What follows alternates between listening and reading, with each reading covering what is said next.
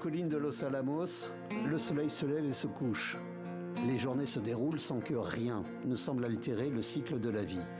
À vue d'œil, ce qui s'est passé ici même le 16 juillet 1945 n'a eu aucune conséquence.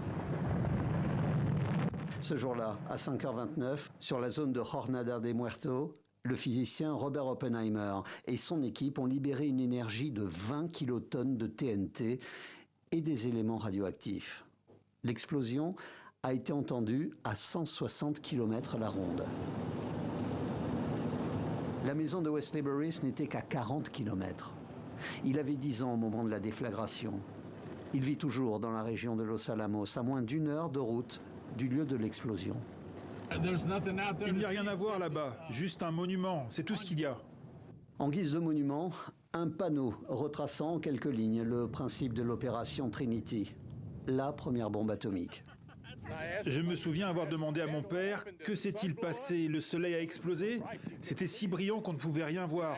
Et au bout de 10 ou 15 minutes, ça a diminué, c'est devenu rouge, puis ça s'est estompé. Et quelques jours plus tard, toutes ces cendres ont commencé à tomber. Des cendres radioactives que ce monument ne mentionne pas. Elles ont été ramenées par la pluie sur le sol d'une région soi-disant totalement déserte, mais dans laquelle vivaient des milliers de personnes, loin de se douter des conséquences. J'ai des cancers de la peau.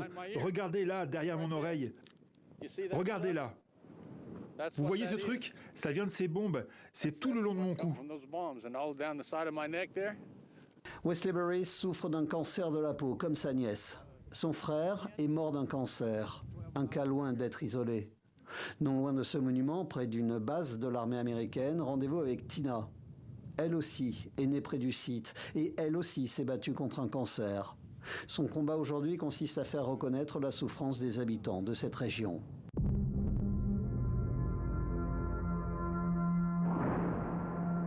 C'est une course de vitesse contre les nazis.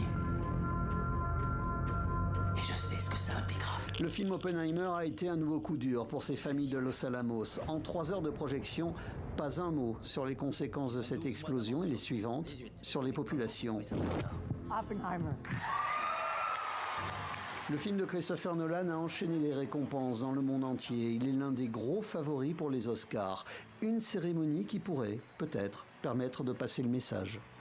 Des dizaines de millions de personnes vont voir ce film. Il pourrait ajouter à la fin une mention reconnaissant notre sacrifice et notre souffrance. Ne serait-il pas remarquable que pendant la cérémonie des Oscars, un membre de l'équipe du film dise « Je veux reconnaître le sacrifice et la souffrance du peuple du Nouveau-Mexique ». Près de 80 ans après l'explosion, en attendant une nouvelle compensation, cette population de Los Alamos aimerait entendre pendant les Oscars que cette zone était bel et bien habitée. Et qu'elle l'est toujours.